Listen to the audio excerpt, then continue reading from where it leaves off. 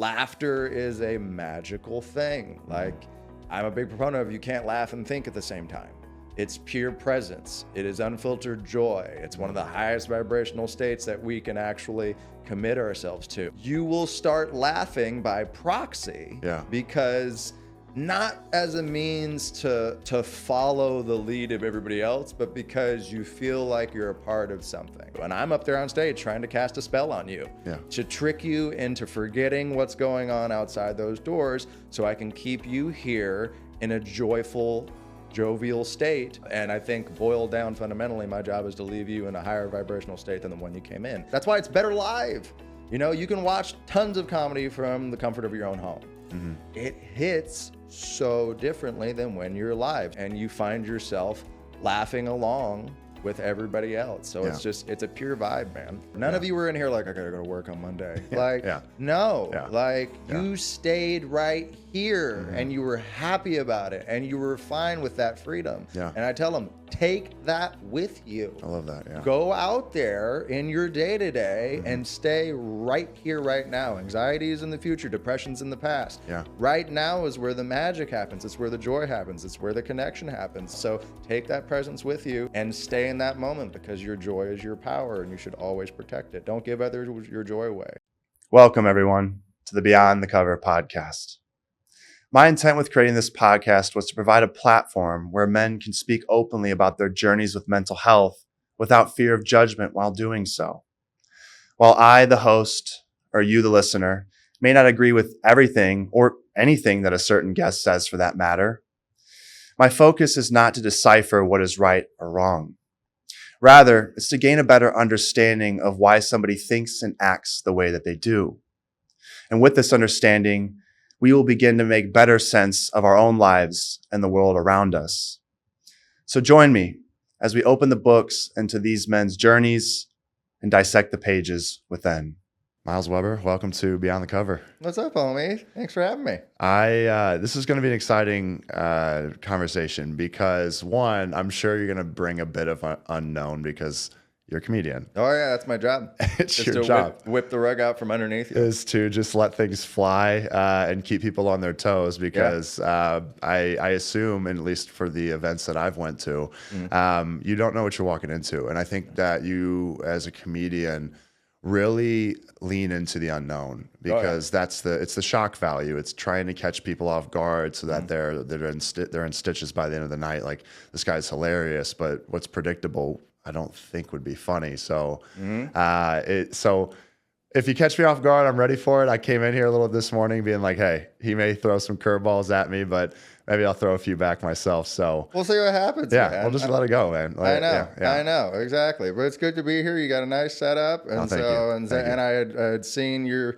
season on The Bachelor, and in person, you are a brick shithouse, man. You're a very large man. So dude. Well, thank you. I appreciate the compliment. Absolutely. You do real estate now? Is that what you're real estate? Yeah. Do you build the houses too? I wish I could say I was using my size for something important, but you know what? Actually, I make that comment that I'm like, oh, I'm big for nothing nowadays. But then I have to pull back and realize, like, no, even that kind of self-talk is not constructive. Right. You know, it's self-deprecating. Yeah. But I'm like, you say that enough times and you start to think, well, hey, am I making this joke because there's actually some truth behind it? Yeah. So most of them are. That's actually just a natural segue that I wasn't planning on doing. Yeah. But on the topic of using humor to really put out someone's truth, maybe it's like their shadow self, it's the version of them that, like, they're not sure people accept. Yeah. How often are you, or just comedians in general, using humor to maybe to put out those repressed versions or a version of you that maybe, like, you're just trying to see if people accept it? Like, is that something that you're incorporating into a lot of your skits? Is pulling out the dark side of you? Constantly. Okay. Constantly. Absolutely, man. I mean, it's just kind of like we're as comics, after a while, you eventually start to shake. It's like with life, you know? I feel like when you're young, what other people think about you is really, really important. Yeah. And so with your beginning stages of your comedy career, the first few years, you're just trying to gain acceptance of the audience. But to a degree, you sort of put on this kind of catch-all of all of your influences that you've had your whole life watching stand-up comedy, you know? So it's a little bit of this person, it's a little bit of that person with a little bit of yourself sprinkled in, but not too much because it becomes a matter of like, how do you not take it personally if this bombs? Because I think ultimately that's the thing. You get up on stage and you bomb in front of an audience, that's a terrible feeling. Yeah. It's not really a good feeling. And years of open mics kind of gives you your chin, gives you your armor, so that way you can not take bombing personally. Yeah. They don't like the jokes. They don't not like you as a human being fundamentally. And so gaining that separation is an important first step. But then eventually you just get to a point where it's almost like a point of frustration that you get to where you're just like, man, F it, I'm just going to be myself. Yeah. And we're just going to see what happens out there when I just get up there and I'm just me unapologetically. And that's when you find your voice. That's what comedians talk about, which is like, oh, this is who I am. I can really lean into this now more and explore that. So I get to a point where you are kind of like delving into what you can consider to be dark parts of your life or parts of your life that were always hindering you in some way, shape, or form, only to find the light in it, which is the levity, which is the joke, you know, finding the point in your life when humor became a defense mechanism as a point of survival. And that's how you could just kind of turn that muscle on and get into that vibration. You know, I've got a lot of disorders, you know, we had talked about it earlier. I have a mild case of Tourette syndrome that I got diagnosed with a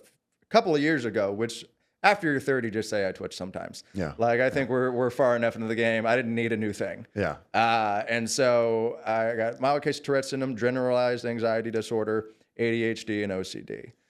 So that's quite a combination to also go up on stage with. Oh, yeah. Because I have to imagine at some point you go up, you're like, I wonder if people are going to think something's off because I'm twitching. Yeah. That's one thing. Then that's probably going to, as you have that thought process, is going to start creating anxiety. Yeah.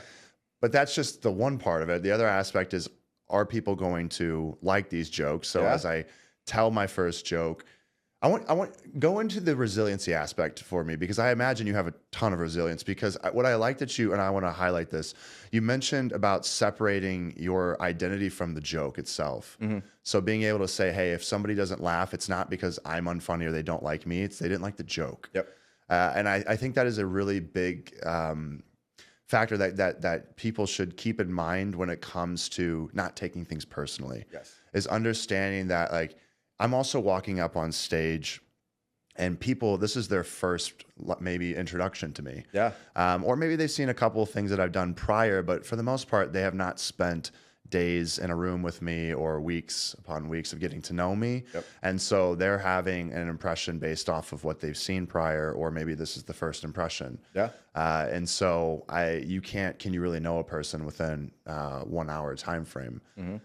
If you sit down and have a back and forth with them, yeah, I think you can make some good headway. But a lot of times, I mean, your skits, or that you do, like your sessions, or how long are they? Are they about it? These days, now that I'm headlining more than anything else, it's at least about an hour. Usually, I try to do like 60 to 75 minutes, because now I'm getting to a point where most of the time they are coming to see me and not just the building that does comedy. You know, they go, oh no, Myles Weber's there, we're gonna go see him. So in that vein, I want to give them as much of me as humanly possible. So I tend to fluctuate between like an hour and 75 minutes. But to what you said, I mean, like being able to establish ground of, well, who are you? Yeah. Why do I care? And why am I going to be invested in relaxing my mind so you could just kind of make me involuntarily spasm for a little over an hour, which is what laughter is essentially. And so as a comic, you got 5 minutes to roughly read them. To be like, all right, who are these people? What do you guys like? Do you like things a little cleaner? Do you like things a little dirtier? Do you like family stuff? Do you like relationship stuff? Like, what is the thing that you're really going to be invested in? And I could try and go down that route with the jokes that I have. And so we become really, really good at reading people very, very quickly and going through kind of a Rolodex in our head about, all right, interesting. Try this. If you're okay, so my understanding is within the first 5 minutes, you have an arsenal of jokes. Yes. And each of them is a different topic. Yeah. And so you're pushing them out there and you're seeing, okay, tonight this audience wants some raunchiness. Yes. So I got my raunchy joke. I got my family oriented joke. I have whatever, a sports joke. Yeah. And so a sex joke. Yeah. And so you're basically the first 5 minutes, you're dissecting the audience and you're like, okay, they're really falling into this. They love the raunchy joke. And so then now all of a sudden your brain in that moment is going, all right, raunchy jokes come to the forefront. Yes, absolutely. Or some crowd work at that point, because I know how to dig into couples, relationships, single people, and that kind of adds. That's my way to get into my own relationship material. You know, that's something I teach comedians about when I coach them online, which is like, don't go crowd work. We also refer to as like riffing, and so I go, don't go into a riff empty. And so if I'm going to talk to a couple, it's because I've got couples jokes on the other side of this. I got relationship material on the other side of this. So that way, if this comes up dry and I ask you 3 questions and I don't get a laugh off the response, then I could look like I'm just being conversational. Yeah. So there's all kinds of little tools and things that I've learned, and 17 years of doing this now, that you really kind of add to the arsenal, and it's just something that you just feel. Yeah. I think that's the most important thing on stage is once you get up there, you're not thinking. You're just in the moment. Yeah. Like, as a person who has ADHD, has anxiety, I'm never more focused and in the state of flow than when they say my name and I'm up on that stage. It's almost like I could sit there and I could write my set list out over and over and over again. Yeah. But I kind of rip it up as soon as I get up there. Yeah. Because you got to be ready for anything to happen, and you got to be able to steer things like we were talking about. You like this. Oh, okay. You don't like this. Well, let's try and go this way. Yeah. Let's see what we can have here. But that comes also from, like you said, having like jokes up front that tell me a lot about the audience, but also say a lot about me without saying too many words, which I think is one of the most important things in opening a set in stand-up comedy. Those are the best, most relatable bits that any comedian you'll see in a long set or a short set will have is those first couple minutes. You've really got an idea of who they are. So most of the time my opening joke, when it's a brand new audience, I talk about, growing up in a very hood town in Northern California and it being in the 707 area code. That's why I have this tattoo on my arm, but it's also the only area code that's LOL upside down. And so I've got jokes about it keeps me out of trouble because if the stuff goes down, I'm like, what, 707 till I die? If they got like a gun or a knife, I'm like, OMG, JK, LOL. And so that joke, in so few words, so much about me now. Yeah. Because an audience is constantly putting you in a box when you get on stage. Yeah. But when they've said my name, they start having their own predispositions and thoughts about me. When they see me the first time, they're like, I got resting dick face. So there's just something about me that a lot of people are like, screw this guy. Yeah. I feel like this guy used to bully me back in grade school and I don't like him. Yeah. Then as soon as I start talking, it's not necessarily the voice that they're anticipating to come out of what I look like. Yeah. So what your name sounds like, what you look like, what you sound like, they're already thinking a lot of things. So the goal is to try and quiet their mind with those jokes. And so in that very quick joke, that even though I look like the way I look like, I grew up in a very poor city, in a very poor community. And so that tells you a lot about me based off of how much you know about the hood and things like that. And then given the opportunity to be tough genuinely in a situation, I will instead act like I'm gay. Yeah. So that is really a matter of he doesn't take himself seriously. Yeah. Oh, I wasn't expecting him to go that far like a Jim Carrey and be as rubbery up front. Yeah. Huh. All right. Maybe I don't know a lot about this person. And then I could really just lean into who I am with the jokes. And at that point, I've quieted them down. But it took years of I always joke that opening jokes are so hard to write, I tattooed mine on me. That's how hard a really good opening joke is. Yeah. But the best comedians that you'll see that are household names, they say a lot about themselves in very few words up front. And that is very calculated for all of those reasons. Yeah. What I find so fascinating is that you're in a constant mode of psychoanalysis. Oh, yeah. With yourself, but then also with the audience. And in order to get into that place, you're coming in not with, you have material, you're not just walking in willy-nilly, but you also have the confidence to be able to rip up the script and roll. Yep. And I think that, of course, then when you do that, it's you're in the moment and then it doesn't feel so structured. And I would equate this to when I go speak on mental health. My best speeches are the ones where I have outline of sorts, but I don't go word for word. I did at one point I memorized, when I first started doing mental health speaking, I memorized every word for an entire hour. And it came across as robotic. It was like I walked in there and it was just like, okay, I start now, and then I went. Say this, then say this. Yeah. Now say this. And Did it's you like, get to a point where you kind of like relaxed into trusting that you knew where it was going to go, and then you just kind of steered the ship as you went? well, it was the belief in self that got me to a place where I'm like, this is what's best. This is when I'm at my best, and this is when I give my best speeches. But then, as I've done recently, I've rewrote a lot of my keynote speeches, and I rewrote them with, okay, now instead of you sharing your story and making this 70% about you and then equating the 30% to the audience, it's like now write it where it's 70% to the audience, and then peppering in your story. You don't have to go down like this and go as in depth with some of these stories, but you need to relate. And that's the biggest thing is, and I find it also interesting. I feel like I'm in a similar boat. You're an entertainer. You're a comedian, but you're an entertainer, right? I also am an entertainer in the reality TV world. Yeah. And something that I recently said, I go, hey, I'm an entertainer. And I finally accepted that for what it was. And I was like, take that and embody that and be proud of it, right? Like, you're good on TV. You just know how to create entertaining television, even when you're not trying.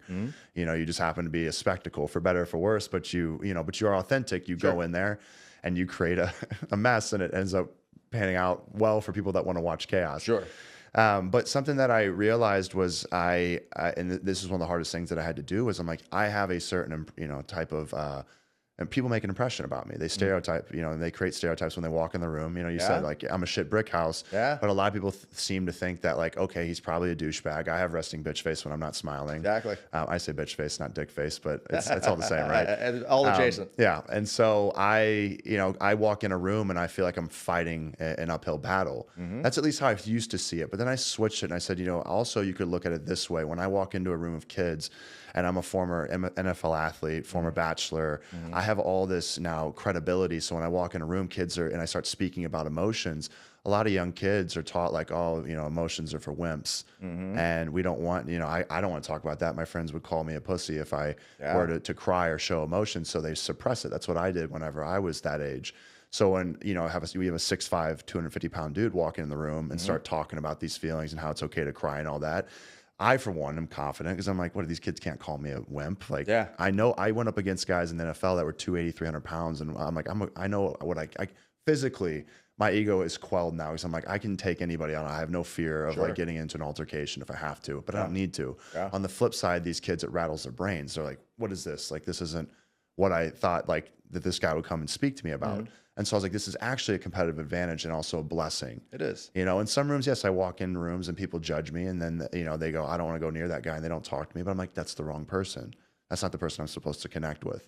So there's a sense of like walking in the room though and conveying that confidence, but also understanding that like, hey, if I want to really land with as much of the audience as possible, which for you, it does stand to benefit you to basically connect with everybody, as many people as you can in the room. Yeah. So you are saying, okay, this person, like, I see that there's I have to imagine this. Well, actually, let me ask you this. So when you go into a room and it's, I don't know, what's the largest audience that you've performed in front of? Oh, goodness. I mean, there's an outdoor day-long performance that's in San Francisco called Comedy in the Park and Comedy Day. And they sometimes get like 10,000 people out there. Okay, so that's a lot of people. So when you are going up on stage, do you find this as you're in your analysis period? I mean, how you connect, and then do you often find, like, I would think, okay, 10,000 people, that's a lot of different personalities. So if that's going to be hard, you're going to be like, okay, I made this joke and half the audience laughed, but half didn't. Yeah. But how about talk about like the follower effect, or the what's the word I'm looking for? Like, it's how like people like the shepherd versus sheep mindset, where it's like once you get a large majority of people to laugh. I mean, do you often find then that everybody jumps in? And so you don't have to, it's not like, there's 10,000 people, 5,000 people want raunchy, 5,000 want family oriented. So I have to go back and forth. I mean, do you observe that once I basically went over the majority, the rest follow? Yes. You would be surprised how quickly people kind of follow suit of the pack, especially the tighter knit people are. That's why at, certain comedy clubs, if, let's say the venue seats 200 people, but let's say only 120 people show up, there's going to be pockets where there's empty seats.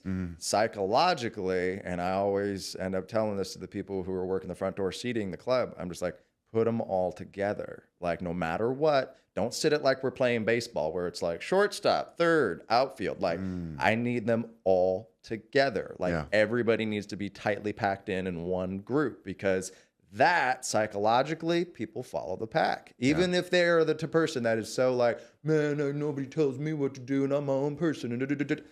You will start laughing by proxy, because not as a means to follow the lead of everybody else, but because you feel like you're a part of something. Laughter is a magical thing. Like, I'm a big proponent of, you can't laugh and think at the same time.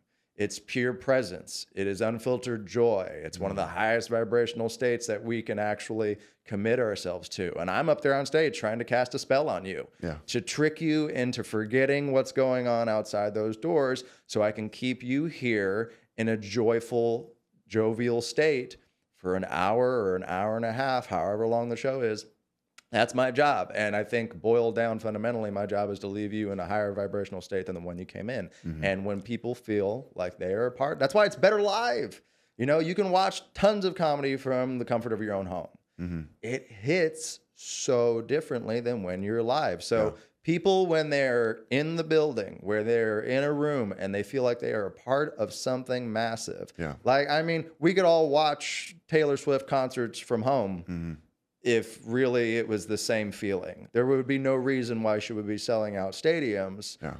Besides the fact that, no, when you're there, it hits different. You feel the energy of the people. It's a vibe that we're all catching with each other. And so the most cynical person can let their hair down and go, you know what? I'm just going to have a good time tonight. I'm just going to have fun. And when we're all tightly close-knit together, then it feels like we're a nucleus. We're a part of something bigger. So yeah, those people who tend to like things a little bit dirtier, when I start to blend the two together, I'm doing mostly clean material that isn't raunchy. I'll throw an F-bomb in there every now and then. A little shit. Who knows? Like, I just sprinkle a little bit of those words in there every now and then. And that's really the adjustment I make. And if they like cleaner, then I take that stuff out altogether and it's none the wiser, But they start to then kind of fall in line with the rest of the pack, because it is that pack mentality of just like, oh, we're all in this together. Like, this doesn't feel like a him versus us thing. But that's also where I don't like punching down. Like, there's so many comedians that,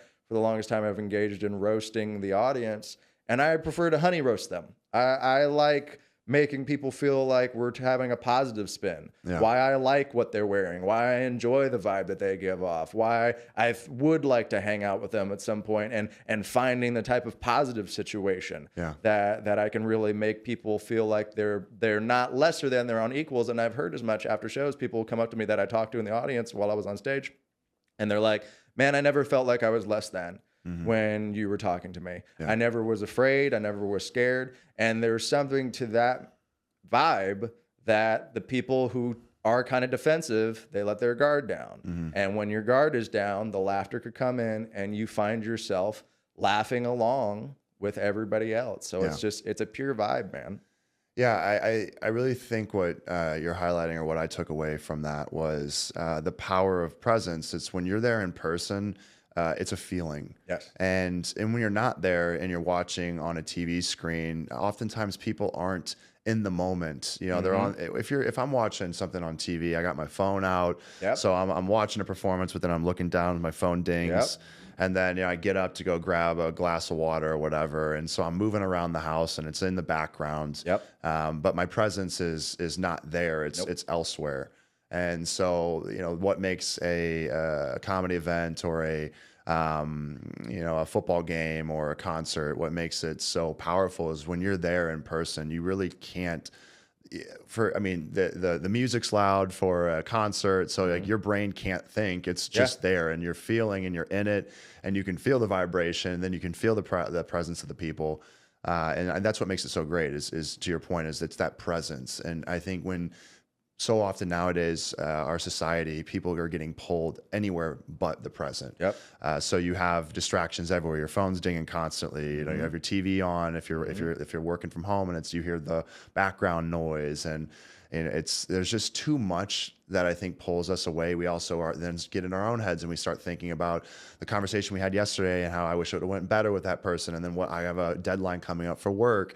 And so it's like you're thinking about the future, the past, but how often are we truly in the present moment? And I would say that it feels like it's less than what it used to be, just because there are so many distractions vying for our attention. And so to be able to get away from that, that's where there's such power, and people can walk out, to your point, and feel rejuvenated and feel like, wow, like that was incredible. Like this made me feel something. And I remind them of that at the end of my show. Yeah. I tell them, like, we did something magical here tonight. You guys, if I did my job right, you forgot about all the nonsense that's happened on the other side of the door. None of you were in here like, I got to go to work on Monday. No. You stayed right here and you were happy about it and you were fine with that freedom. Yeah. And I tell them, take that with you. I love that. Yeah. Go out there in your day-to-day and stay right here, right now. Anxiety is in the future. Depression's in the past. Yeah. Right now is where the magic happens. It's where the joy happens. It's where the connection happens. So I've shown you have the power to do it. I was just the clown up here doing the dance to show you. So take that presence with you. Presents are a gift. Yeah. So there's a reason those two words are synonyms of one another, So take that presence with you. That's my gift to you. And stay in that moment, because your joy is your power and you should always protect it. Don't give others your joy away. You know what I find it was a shock to me, and maybe I'm sure other people have felt this way too, is how much depth comedians have. Yeah. Because I think I used to just think that, okay, comedians, they make funny jokes and they don't take themselves too seriously, and I'm going to walk in and they're going to say some funny stuff and then that's it. I don't know how your thoughts on other comedians are, but the person that really surprised me was Dave Chappelle. I watched a Netflix special on him, and he was funny, as I always heard he was. Yeah. But what I was shocked by was how in tune he was with the political climate. He was very, very articulate, very intelligent. And I remember after I watched that special, I thought, this dude is he's a comedian, but he is extremely well versed with what's going on around in the world. Yeah. And it placed a sense of depth upon him that I think a lot of times people may have a preconceived notion that a comedian is just someone that makes silly jokes. Yeah. But with what it sounds like with what you do, whenever you put on a show, is you're helping people become more present, and then showing them the power of that. Yeah. And positivity. You're also spinning it with I don't want to punch down. I want to make everyone feel good. Yep. So they walk out of here and go, hey, what if I did this more on my daily? Myles made me feel good and made me feel positive. What if I paid more attention to the things that I was wearing? He complimented me on my shirt, so I should walk around with my chest tie and be like, oh, I hope maybe someone else will compliment me. I should express myself more, because I got complimented on my t-shirt today. Yeah. So I love that. I think that's, I don't think a lot of people realize that there's so much more that you all are looking to accomplish outside of just making people laugh or saying something funny.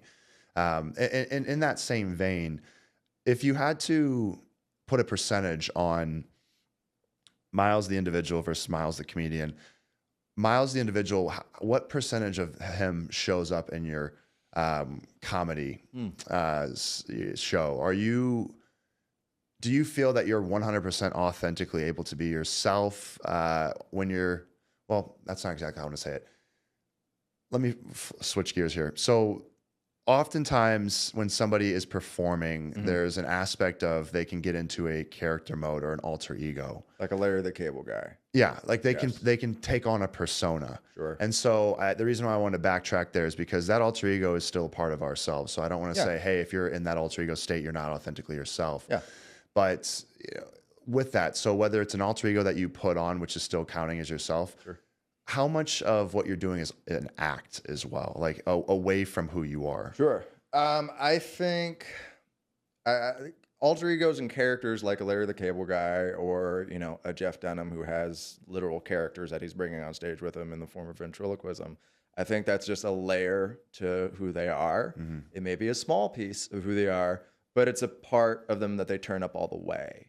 And so when you're yourself and you kind of are the caricature of yourself on stage, which is what I am, I fall into line where most comedians are just, we're turned up all the way to 11.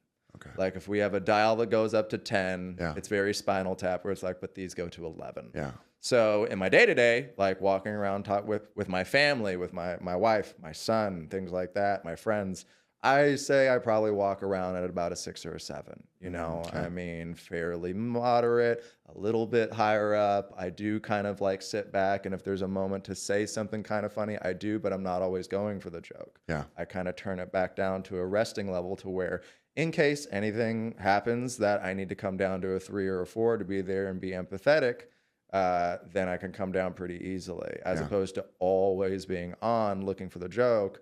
That's hard to do. I know Jerry Seinfeld talks about like, oh, I'm always looking for the joke. And he said as much where he's like, it's impossible to have a genuine relationship with me as a human being. Oh, he said that? Yeah. He's like, it's impossible because I'm always 100% of the time looking for the joke. And that's exhausting. You can't He's always performing. He's always performing. And it's just like, when do I have a genuine moment? Yeah. Whereas on stage, I turn it all the way up. I get on stage the second they say my name and I walk on that stage and I get ready to grab that microphone. I always move the stand all the way down and I lean on it. And that is when I'm clocked in and it's like all the way up. Yeah. Turn it up to 11. You're all the way up. The second I'm off stage, we come back down to about a 7. Okay. And then when I get back to my hotel room, I'll do a little wind down meditation, have some sleepy tea, and then I'm back down to a 6 or a 5. Yeah. You know, and then I can kind of like move up from there. So comedians who do what I do on stage, which is very, very common, I'd say more common than you see characters, we just turn ourselves all the way up to 11 on that dial out of 10, where it's just like most people can go to 10. We have an extra gear, and that's where a lot of the humor comes out. Yeah. And a lot of that, I can't believe that they're saying this. I've had these thoughts before, and that's where the point of connect with the audience comes in, where it's just like, I see myself in this person, but man, the confidence to say it so unfiltered and just keep going, not just touch on it and go, keep going with that point and really hammer it into the ground and beat that dead horse. That's where we have that extra gear. That's where it goes to 11. So I'd say that's probably more realistic, a better way to look at it is, you know, and you'll know next time you're watching a comedian performing their special, just like, all right, this isn't a character. They're just turned all the way up to 11.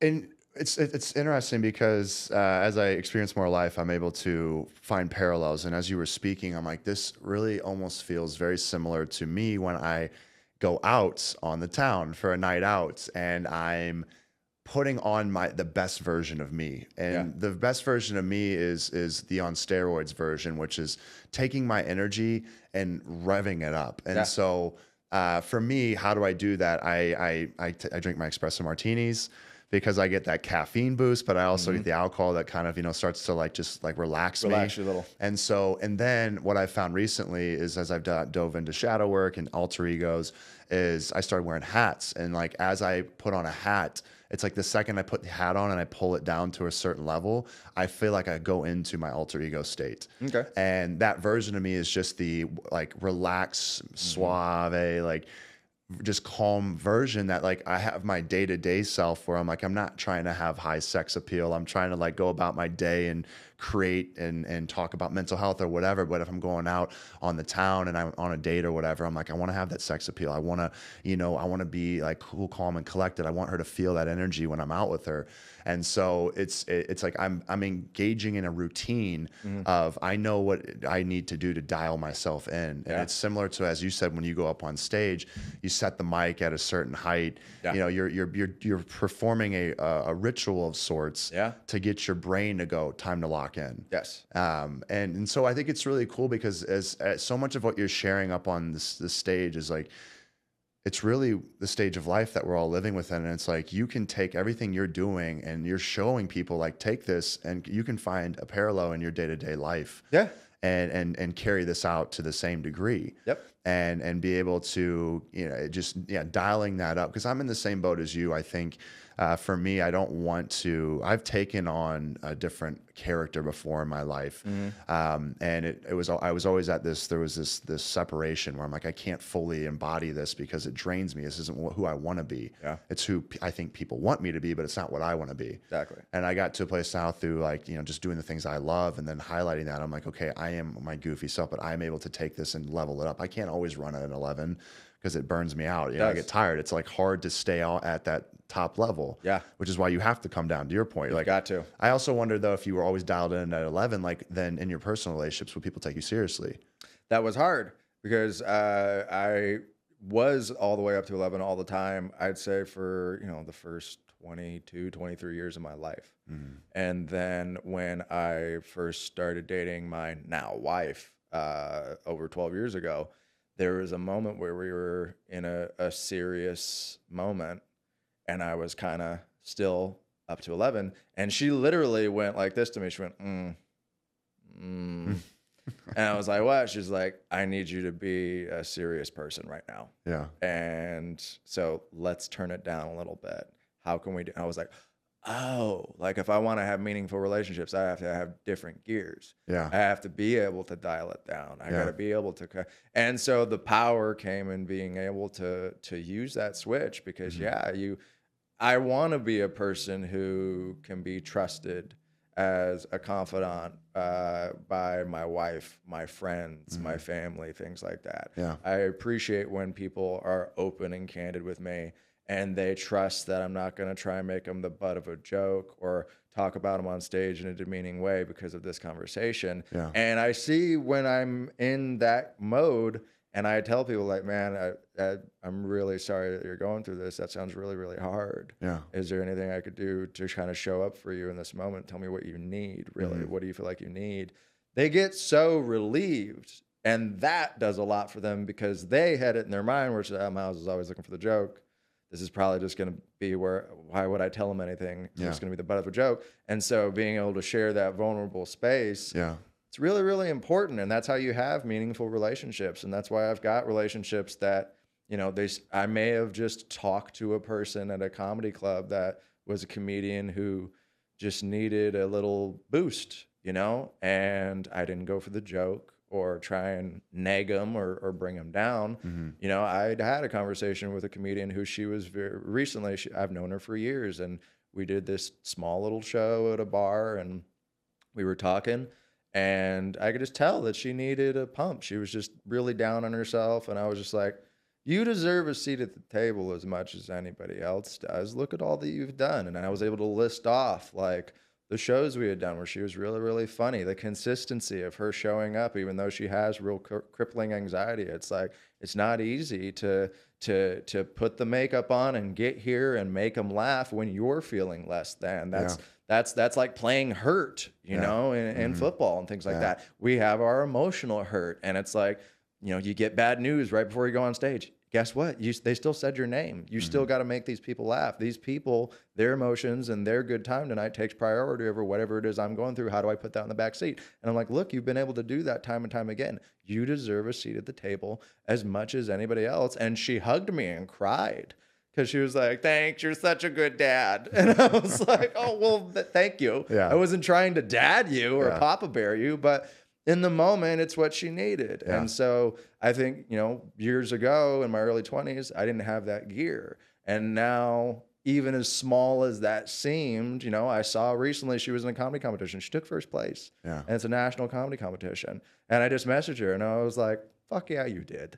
Like, that's really all she needed. And so, like, in these moments, being able to have that level, I think is so important for relationships because you don't know. It may seem like a small, insignificant interaction to you in the moment. You don't know how deep that moment of honesty and vulnerability and lovingness is going to affect the trajectory of someone's life. It's like steering a ship 1 degree to the right. Yeah. I mean, right now, this feels like nothing. Right. We just went from here to here. Oh man, it's almost a nothing shift just going 1 degree to the right.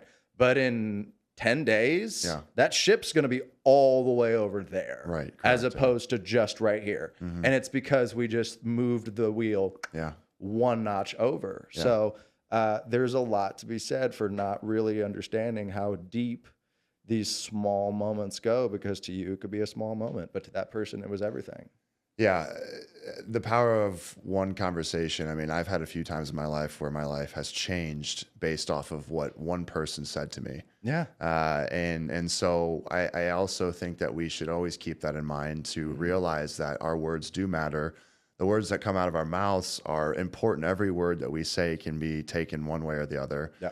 And so nowadays, especially just the English language, it seems that we've gotten so lax, where even now I think of like some of the lingo, like, oh, that's cool as hell, and it's like, how does that even make sense? Yeah. You know, and like technically that would Those are at odds with each other. Yeah, and so it's, the language has gotten lax, and I think that's where it makes it hard to communicate, because it's like, well, how are you meaning to say this word? I sometimes people just throw words out there and assume that everyone has the same perspective as them. Yeah. And you can't do that. The other thing that I think is important to understand is that, yeah, your words can make or break somebody. And you think it's just, oh, it was one conversation, but that conversation might have, put them on a better or worse trajectory. Absolutely. And so, yeah, I've had that multiple times in my life where I didn't expect it to have I didn't expect to have a life-changing moment. And it's usually when you least expect it. Yeah. That's what I've found, is that I was in a moment of where I was down on myself, and then somebody just happened to be there at the right time. And I wondered, I'm like, is this bigger than me? Did God intervene? It seems like it, because I can think of a conversation I had with a coach that, I mean, basically the reason I went all the way to the NFL was because he believed in me in high school. And so it was life-changing, and I just I made sure to go back and tell him, to let him know, like, hey, your words, you made a difference in my life, and if that's just the only person you made a difference in, like, that's pretty cool. I had the same thing with my 4th and 5th grade teacher. She was the only teacher that stuck with my class for 2 years back to back, and I was like, I came up on Boy Meets World. I'm like, are you my Mr. Feeney? Like, this is wild. And so, and she is still, I consider, like, my godmother today. That's awesome. Where, I was 8 years old. I snuck out of bed and my parents were watching George Carlin on TV. And I was like, what's this? And they were like, it's too adult, go to bed. So they wouldn't tell me what it was. So I went to my teacher and I was like, hey, there's a dude talking. I know music. I know like a band where people get in a theater to watch a band play. Yeah. There's just a dude talking. Why were they all there? Yeah. And what she said to me changed the rest of my life forever. And to her, she was just talking to some young kid in her class. And she said, oh, he's a comedian. He gets paid to tell jokes for a living. He's funny like you. And he's funny like you. Yeah. Just was like layered in my subconscious for the rest of my days. And that's where I was just like, oh, that's even a thing. And the obsession with stand-up comedy was just in me from that day on. And so the trajectory of my life completely changed, because this one lady who was just doing her job to try and keep these ADHD kids calm in class had a moment where she really said something that could have been insignificant to her, but the most meaningful thing anybody's ever said to me. I love that, because on the surface, it can feel so simplistic. He's funny like you. That changed your life Forever. I mean, when you take that out of context, if I were to take that out of context and set that in front of somebody and they had no idea who you were, and I said, read this sentence. Okay, I read it. Why am I reading it? Do you think that sentence could change someone's life? And it's like, I feel like, I don't know, change their life. Like, they probably would like be at odds with it, because it seems, but it's like, it's all about how it lands on the person that's receiving the message. And I also think that's another misconception that a lot of people have, is that in order for me to leave an impact, I have to say something extremely grandiose. I have to go into some like complex discussion and be the most intelligent person in the room. And it's like, no, sometimes you have to be at the right person for that person. Yeah. And so whatever they need to hear, and they might have heard it 10,000 times, but you said it in a way that, like, in that moment, that they finally received it. Yep. Which I find to be so cool. So that was 8 years old, you said? Yep. Talk to me about the progression from going from 8 years old to then finding your authentic self and finding your voice, because you had alluded to it earlier, how you also teach comedians now how to be able to, well, be successful on stage. Sure. And so did it just always come naturally to you, or did you find yourself at odds at first? And did you have points where you were ready to hang up the cleats and essentially stop performing? And talk to me about those moments, and if you had hit a rock bottom, and ultimately how you were able to push through that point. Man, that's one of the biggest reasons that I do coach comedians, is to deal with the other side of that. Because there's a few months ago, I was like, what am I doing?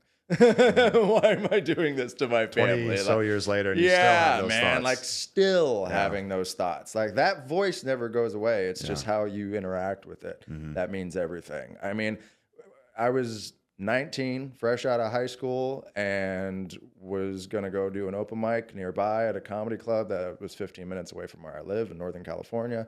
I brought like 30 of my friends, and I told them all, if I'm not funny tonight, laugh anyway and tell me I sucked afterwards, because I just couldn't take the failure, because I had romanticized this. The thing is, what we do, we romanticize a goal, and we go, oh, I'll be so happy if over there. And we kind of throw the happiness over there, and we throw it on the goal. And so we just kind of put our head down and put the work in. And so I had romanticized being good about this for so long that I just couldn't take the rejection of this wouldn't work out. And I went up there and I did my filthy 10-minute set. And they laughed. They laughed the whole time. And afterwards they were like, you're really funny. Like, you should really pursue this and see what happens. And then the next week I went back to the same place, this time with no friends, did the same set, and it bombed. And I was like, okay. And the bomb to me was the interesting part, because that's when it clicked for me. I'm like, this is a different puzzle every time. Even though I'm in the same place, even though a few of the same people who were here last week are here in the sense of the comedians and maybe some of the patrons at the bar, you will never get the same audience twice. Even if you took the exact same crowd and you put them in the exact same space a day later, it's a day later. They've had a completely different morning, a different afternoon, and a different early evening, and so many things have changed their biological chemistry that they may be in a better or worse mood now that they've come back to the same place twice, ready to hear something else. So you're never going to get the same look twice. But romanticizing the goal is something that I try and work with comedians on, and especially during the pandemic, that's when I started coaching, because I wanted to be a sounding board for comics who were going through a rough time and felt like their self-worth of being an entertainer was taken away from them because we all got labeled as non-essential. And so that really was a point of reference for me as an adult. I had romanticized doing a comedy special that was widely distributed in some degree on some platform. When I was a teenager, it was Comedy Central Presents. It was the half hour, the Comedy Central half hour. That was everything. And so a certain amount of people would watch those, and you would have a certain amount of success on the other side of that. So that was the goal. That was the romanticization, where I was like, all right, that's what I want to do. Let me put my head down and let me just push forward through that. And I just threw myself on the altar of stand-up comedy. And while my friends in their 20s were all doing keg parties and things like that at college, I was in the car with a dude that was like in his 40s or 50s, and we were going across country so I could do jokes in the middle of nowhere in Nebraska or wherever I was going. And so I just became a student of the game, always with that goal in mind. And then finally, 2019, I had been submitting to Dry Bar Comedy, which is a clean stand-up comedy network. And I had a clean half-hour set that I had been running all year. I had gotten recommendation after recommendation from other comedians who were on their platform. I was like, hey, can I just use your name as a rec? And all of them were like, yeah. And so by the time, January to October, I was hitting the booker up with like 30 names of people who were like, you got to put them on. And I didn't hear a word from that guy for so long, but I just kept sharpening that set, committing it to memory, doing it so much on cruise ships that I was like, I'm ready. Preparation plus timing equals luck, right? And then I got a call on a Tuesday afternoon in October of 2019 in the parking lot of a Trader Joe's. My wife and I had just moved to Las Vegas the month prior, and it was the booker for Dry Bar Comedy. And he was like, hey, my buddy Key Lewis, who is a mutual friend of ours, he called me and said, if there's anybody you got to put on, it's Myles Weber. And he's like, I don't take those types of recommendations lightly. He was like, we had a fallout this Saturday. Can you come to Provo, Utah and record your special? And I was like, yep. Yeah. Yes, I can. I will cancel the dates I have in Chicago. We had a friend flying in to have a Vegas weekend with us. And I was like, guess what, homie? You're driving to Provo, Utah with us 5 hours north. Yeah. And we're going to do this special. I changed everything. Yeah. And that's kind of the thing where God will tap you on the shoulder as the grand chess master and be like, hey, we're 5 moves to checkmate. Just wait. And you're like, but I'm about to get taken. And he's like, nah. And then you get that tap and he's like, move now. Yeah. You will just have a time to react. And so I did that special. I recorded it. It was everything I wanted it to be. The first show, I was like, use that show. You don't even need to use the second show. I split the arrow on the dartboard. And it was the feeling I had been wanting, the feeling that I had been chasing for so long, the thing that I had romanticized for so long. And usually in a movie, this is where like you do the set, you lay your head down on the pillow, smiling, and the credits roll. Credits roll, yeah. But then a thing happened. The sun came up the next day. And I was like, oh, what do I do now? Now what's the goal? Mm-hmm. I did it. And a deep depression settled in.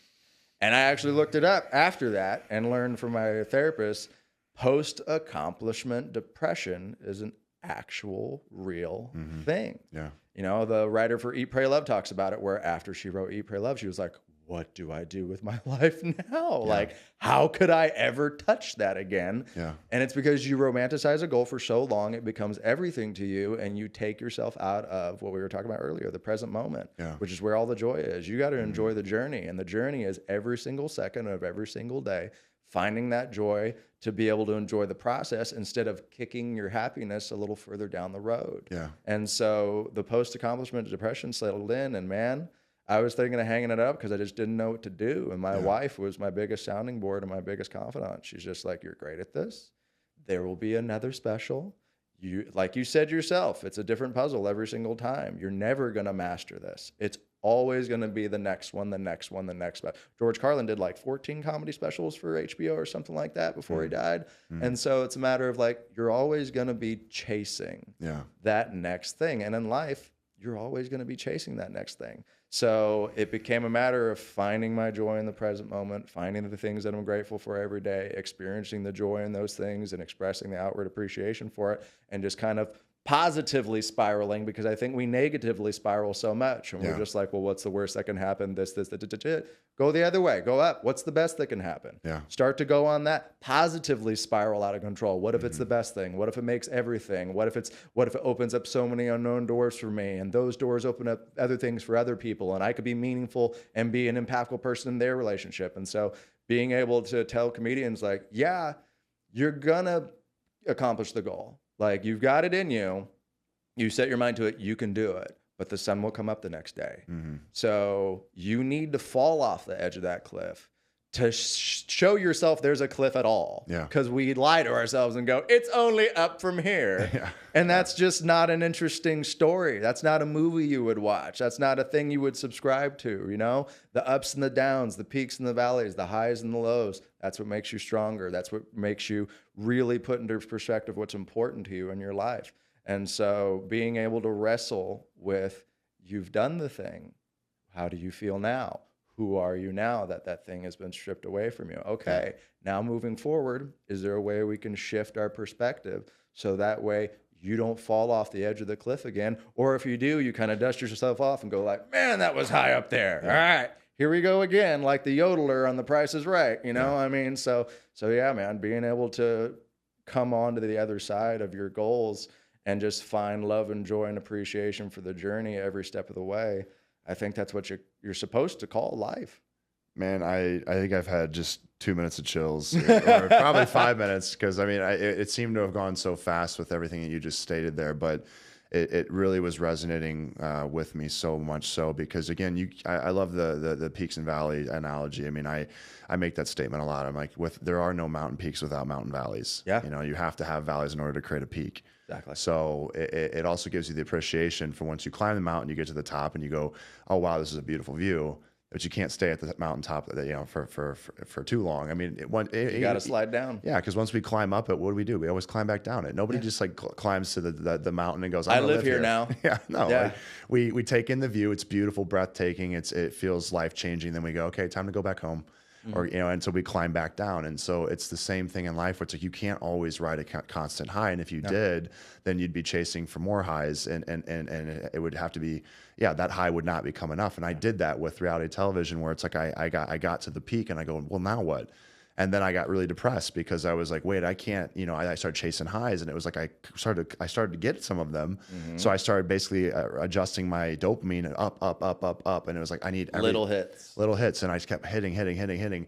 And then I eventually just got to a place where, like, whenever I wasn't feeling dopamine, I was just in like the lowest place. And I thought, my life is shit, and no one cares about me, and I'm irrelevant, and all these things that I was placing importance in, realizing it's like, Clayton, you have to be able to find the balance and also be centered and realize that life can't just be 100% dopamine release at all points. Like, that's just not possible. And if every single thing you did was a mountain peak, then like eventually mountain peaks wouldn't even have importance to you or significance. You'd be like, this isn't even beautiful anymore. I've seen every single one. Yeah. So and then I also love, again, another thing I want to highlight is how you said, with God, basically, like, you were waiting on that moment, and then the second it came quick. And I could equate that to when I was training for the NFL, and I hadn't heard anything for 5 months, but I kept training. I had people around me saying, why are you training? Like, it's over. I was working a job in medical sales, and I get a call on a Saturday morning, and my agent says, Seahawks want to bring you into camp. I said, when? He goes, in the next 2 hours, hop on a plane. And I hopped on a plane, and I was like, what if I'm like, he's like, you're going to try out, and if you make the team, you're on. If you don't, you can fly back. And so I was like, well, I'm just going to fly back then on Sunday, because it was Saturday, and I'll go into work on Monday if I don't make the team, and I'll act like nothing happened. Yeah. But I was on the plane freaking out, like, what if they find out? What if this? And I was like, Clayton, but thankfully I didn't have time to think. So I went straight into like feeling mode. I was like, you know how great this would be if you could make the NFL. You've been training for 5 months, and you've been preparing. You're not unprepared. You have the preparation. So time to go. Yeah. And time to perform. And that's where I think, again, you have to always be ready. And so it's like, even when things are quiet, even when you're like, I'm not there yet, it's like, well, maybe God's holding you back. He's like, you're not ready. Because if I were to throw you into it 3 months earlier, you'd fail, Yes. And so I'm going to make you have to stick out these 3 months of discomfort, because you're like, it's delayed gratification. And you're like, well, I don't know if I'm going to make it. And what if no one's going to call? It's like, no. So dial it in and double down. And then, take yourself to that next level, because whenever the call does come, you're ready. So, man, I just find it, this conversation for me has been really eye-opening, and has also been soothing in a way where I needed to hear a lot of these things, because I'm in a period of my life where a transitionary stage where I'm like, I'm getting impatient. But to you to share your message and provide the depth that you did, and show that it's so much more than just a joke. It's so much more than just comedy. Yes. Comedy has been the avenue that you've been able to express yourself authentically, but you're also sharing a greater message of presence, which I absolutely love. And I continue to have my mind altered with like realizing that, creative minds, especially comedians, have, so many incredible life lessons entrenched in them. And so I bet this is not at all what most people that listen are going to think that this was where this was going to go. Oh yeah. They're like, oh, I thought he was going to crack some jokes, but I love that you showed the other side too, that there's so much more. So Myles, for those that want to stay in touch with you, also get to see that funny side of you, yes. Where's the best place that people can find you? MylesWeber.com is where you can find a lot of my content. And then on social media, at Myles Weber Joker, Myles with a Y, Weber 1B, on most social media platforms. On Facebook, it's at Myles Funny. You could join my email list on there. It lets me know what city that you're going to be in, so that way I can come to your city.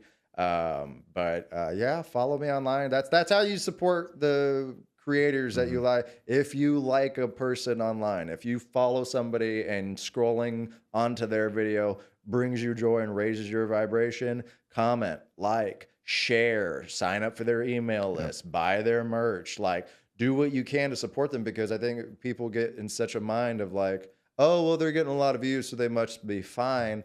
Social media is a fickle bitch. It really is. And so interacting with a person's content goes really, really far. Sharing it goes really far. When that person comes to perform live in whatever their art form is in your city, get those tickets early. Go see them. Do everything you can to bring your friends out so you can catch that vibe and share that moment and have that memory with your friends where you're like, man, that was super duper cool. I wasn't expecting to have as much fun as I did. And that's the element of surprise of life. So, yeah, follow me online. And when I'm coming to your city, come see me.